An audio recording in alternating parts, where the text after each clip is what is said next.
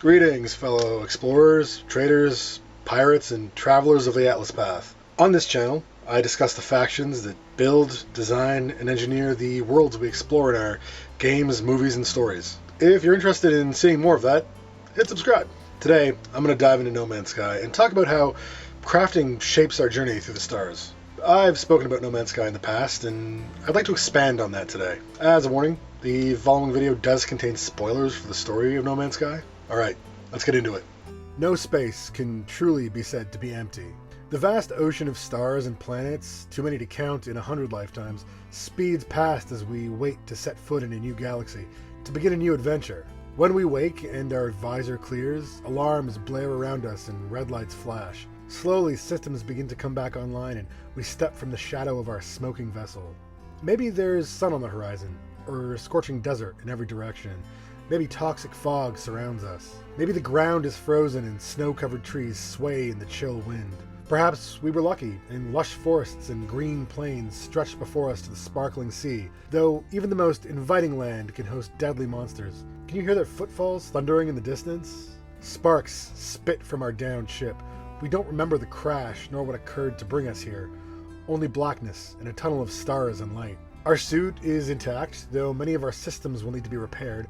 Our ship likewise will need maintenance if we're to get it flying again. Our multi-tool is poorly made, though with some improvements, it'll help us to survive. We realize that we're going to have to get to work, collecting what we find from the land around us and creating what we need to get us functioning again. Time is precious. Our batteries need refueling and a strange sun begins to set. We should head out and begin our journey. We set off across the surface in search of resources, and if we're lucky, help. You see that your life support system needs oxygen. Carbon will get some of your other systems back online. You look around and see brush and stones. Trees are nearby. You know they often contain carbon. A small cave is close as well. The glowing yellow flowers may give you sodium, but you aren't sure yet, so you just start collecting. You're sure you have a scanner, but that's broken. You'll need some minerals for that, and your mining beam's charge is dangerously low. The rocks should give you some ferrite dust to recharge it. After a while, you can scan the landscape around you. Collecting's easier, and taking a look at your ship, it won't take too much to get it working again. Something screams in the distance, an animal flying overhead. You look up to see it gliding overhead as its shadow passes over you. A mechanical whirring disturbs you and you turn around to look directly into the blue scanning beam of a small hovering machine. You'll later learn that these are the Sentinels, and they can be very dangerous indeed if provoked. This one completes its scan and simply moves on. You let it get on with its business. Then the sky darkens and your suit issues a warning. A storm is incoming. Rain begins to fall and lightning flashes in the distance. The temperature drops and you begin to feel cold. You'll have to find shelter soon. You've wandered too far from your ship. You spot the cave and run, leap, and jet across the landscape to safety. You can scan and harvest the local fauna in here while you wait out the tempest. You'll have to craft and repair in small steps, refueling your gear as you go until you eventually get your suit, ship, and tool working and upgraded. You'll need a lot of resources. Some of them are easy to come by, others are more difficult, of course. This will depend on the planet you've crashed on and what's available there. This early on, the raw materials you'll find will be useful to you, but as you need to build and repair more advanced technology, you'll learn to process them. You'll have to build a refiner. Early in your journey, you'll learn to create small refiners, like the portable refiner, which can be easily deployed and picked up and carried. You'll have access to this recipe from the beginning of your journey. Others must be learned. The personal refiner fits into your backpack, and you can place materials in it at any time to refine them. These refiners require fuel. You can use carbon, which is easily gathered from plant and animal life, or condensed carbon, which is a much richer source of fuel. As you find yourself in need of stranger and more exotic materials to build the new technologies you'll learn, you'll have to build larger and more complex refiners. The smaller versions are simple. You place one item into the slot, and that item is refined into something else. The medium refiner has 2 slots. You can place 2 compatible items into the device, and they'll be refined into another item or material. Many of the exotic materials you need later on can be made in this way. The large refiner has 3 input slots. With this, you can combine many more ingredients, which will come in handy as you collect more and more resources in your journey. Medium and large refiners require no fuel to be added. They run on base or freighter power and are invaluable tools once you've built a place to put them. So, beyond refining raw materials into more concentrated sources of fuel, what can you craft with a refiner? There are many materials you'll come across that may seem useless. You'll quickly learn that nothing you find is worth just throwing away. Piles of mold and goo found growing planetside or across old terminals can be refined into valuable nanites. Herox minerals filling your inventory can be converted into gold, a valuable metal. Tritium found on asteroids can be refined into dihydrogen, needed to make fuel for large ships. Almost everything can be put into a refiner and turned into something else, either on its own or in combination with something else, which is handy, because you'll need to produce a great deal of material to build and fuel your way through the stars. Once you've survived your first planet, fixed up your gear, and finally repaired your ship, you can fuel up and with a plume of smoke and dust, take off and watch the land slowly disappear beneath you. You'll break through the clouds, and then the vast ocean of sky dotted with innumerable stars will come into view. Your ship will carry you from planet to planet and system to system. Its shields will protect you from the guns of pirates and enemies, and its weapon systems will destroy threats and break asteroids from which you can harvest more necessary resources. In fact, you will, over the course of your journey, obtain several ships. They come in many shapes and sizes and can be optimized for any number of roles. I'll be doing a video on ships and ship design later in the series. In the beginning, you have one ship and no money. You'll have to outfit it to deal with some of the threats you'll face in space, and those are many. From bloodthirsty pirates who'll blast you to pieces and pick your remains clean of useful or valuable tech, to massive Sentinel warships in your path, forcing you to fly through a storm of deadly cannon fire. Your hyperdrive needs fuel, but without carbon, sodium, and other elements, you won't be able to recharge your shields. Your guns will fall silent, and you'll be prey to the dangers lurking in the dark. No matter how hard you build, craft, and upgrade though, you'll face some threats that you barely walk away from. Your ship will be damaged, and you'll need to repair it. Chances are, you'll find yourself at the nearest space station, which is good news because you can get a lot of what you need at trade terminals or by buying and selling goods with other ship captains who land in the hangar. You may even negotiate a good price on a new ship. Either way, you're all fixed up. It's time to learn the lessons that last fight taught you before you head out again. Whether you're still flying the reliable little vessel you first woke up beside or a shiny new fighter, you're going to want to do some serious work on it. You need to first check out what recipes you've learned from exploration and questing. Chances are you can upgrade from your photon cannon to a weapon with some real punch. You're going to need components and materials, and these you can get planetside. Some you can buy at trade terminals, and some you'll need to take from defeated enemies such as Pugnium, which can be harvested from defeated Sentinels. You'll have to gather resources to craft and upgrade your shields, without which you won't last long in a fight. You'll need to build upgrades for your weapons, not just to protect you from attacks, but also to mine. You're going to need to mine asteroids and blast apart forgotten relics to get what you need to fuel up. In your ship's inventory, you can build these new weapons and devices which will give you a range of options, from turning your vessel into a master of combat or an efficient mining ship. Once you pick your tech, you can buy and install upgrades from merchants located in the stations. Be careful of tech overload though. If you put too many pieces of the same type of tech together, they'll all stop functioning. You have to manage this, and you have to learn how to do it effectively. The good thing is, you don't need to be near any stations or benches. You're pretty much free to craft as long as you've got space in your inventory. Besides your ship, you're going to rely heavily on your suit and the gear you have installed therein. One of your most important pieces of technology is your life support system. This system keeps you alive as long as it's kept fueled and repaired. It can be refueled using dioxide or life support gel, which can be purchased or crafted. It's useful to learn this recipe and have some on you at all times. Another crucial piece of technology will be your jetpack. Without it, you can't properly surmount hazardous terrain or easily escape threats on foot. This device doesn't require fuel, but has a limited capacity and has to recharge. You can purchase and build upgrades which will increase the technology's effectiveness. Besides keeping your health up, your suit also contains a hazard protection device. This exosuit environmental shield will help you survive in hostile conditions for a time, but it needs to be refueled with sodium or sodium-rich elements or batteries. You'll encounter a lot of hazards in your exploration, and the standard unit will not be useful in more difficult places. Luckily, you can learn to build and install new specialty modules which interface with your environmental shield to protect you from whatever the galaxy can throw at you. You'll face deadly radiation, freezing cold, blazing heat, and toxic gases and spores which, if not properly equipped to handle, will quickly end your journey prematurely. You'll also be spending time underwater, whether to look for supplies or dodge a rampaging monster. Your suit can supply some oxygen, but without the relevant upgrades, you won't last very long. Learning to build the aeration membrane as well as upgrades to your suit's underwater systems will be crucial. Many of these can be learned at the Nexus or through your other adventures.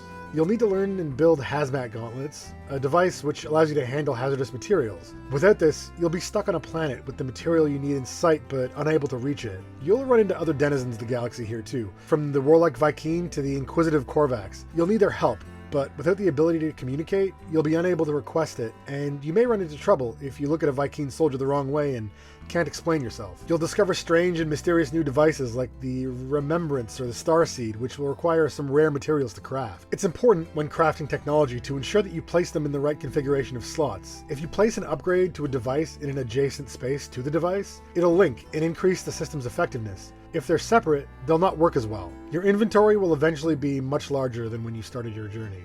You'll have to locate and buy upgrades, which will become increasingly expensive as you go. You'll have to choose between tech slots, into which you can install new technology, and cargo slots, which will allow you to carry materials and items around. Staying alive requires more than protecting yourself from the environment. The cold may kill you, but it'll take its time.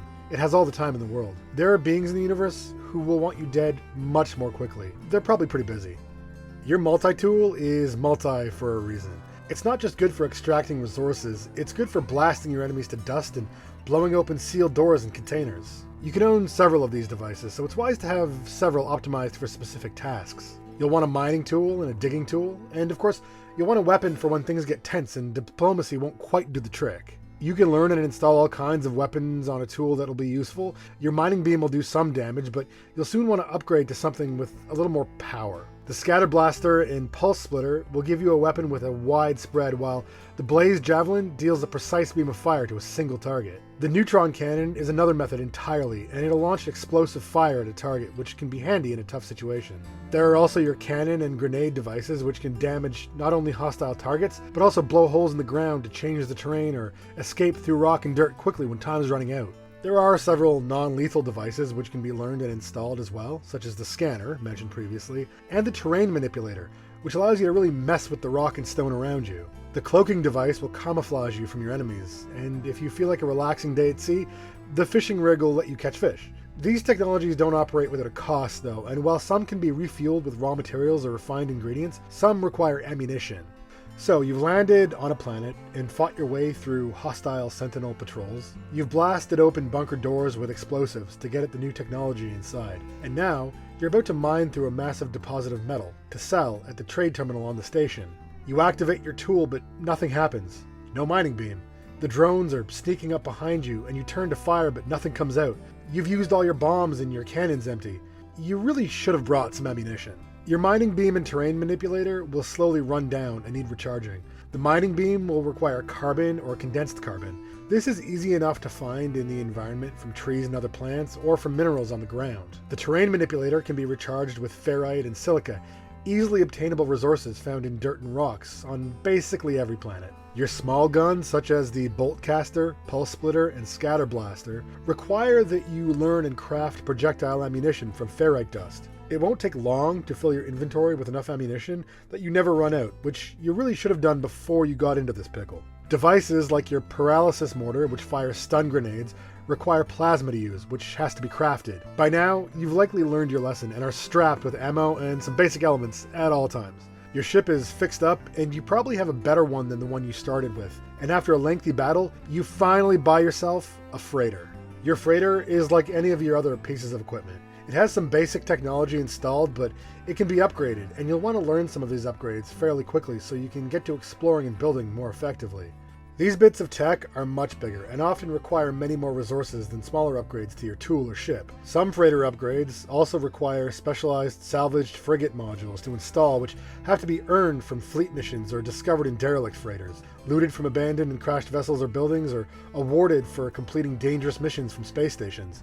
You'll need to learn to craft upgrades for the engines so you can discover new types of systems, and you'll need to craft fuel for the trip. As you eventually build your frigate fleet, you'll want to send them out on missions, and for that, you'll need another type of fuel, and lots of it. These missions are worth the cost and yield rare and valuable resources. You'll also want to learn to create some consumable frigate upgrades from the main terminal in your freighter's bridge.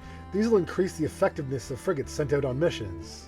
You've been traveling the stars for a long time now, and you fought pirates, explored deadly planets, built many things, and created a trade empire that spans multiple systems. That's hungry work, not just for your equipment, but also for you. You'll no doubt by now have learned to create the nutrient processor and want a chance to put it to use. If not, you've probably interacted with some of the other types of food and consumables you can make with the things you find in the universe. Creature pellets may not taste too good to you, but they are helpful if you want to tame and capture animals.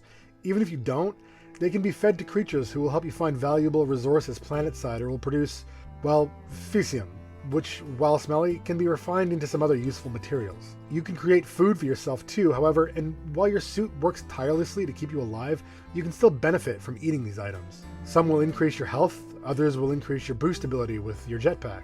Some will increase your hazard protection greatly, giving you an edge in difficult environments. There are foods that will give you more energy and foods that increase the effectiveness of your life support. Your most important task, though, when it comes to food, is to show it to Iteration Cronus. He'll taste it and will likely tell you that it's an abomination, but sometimes he likes it and will pay you for your troubles. He'll give you something that you'll need in greater and greater amounts as you progress, something you can get from eating certain foods as well as by other means, such as breaking down old tech and refining certain ingredients. In order to learn all these recipes and purchase from some of the merchants you come across, you'll need nanites. What are nanites? Nanites are minuscule clusters of autonomous robotic creatures with a rudimentary intelligence that have all sorts of uses. They are, however, primarily used as a resource and currency by the travelers and other beings in the universe. According to legend, if you believe such things, the Korvax were enslaved to the Gek in ancient times. These enslaved Korvax eventually sacrificed themselves using the nanites within their own bodies to rewrite the genetic code of the Gek. This would mean that nanites are perhaps something like the blood of ancient, and more troublingly,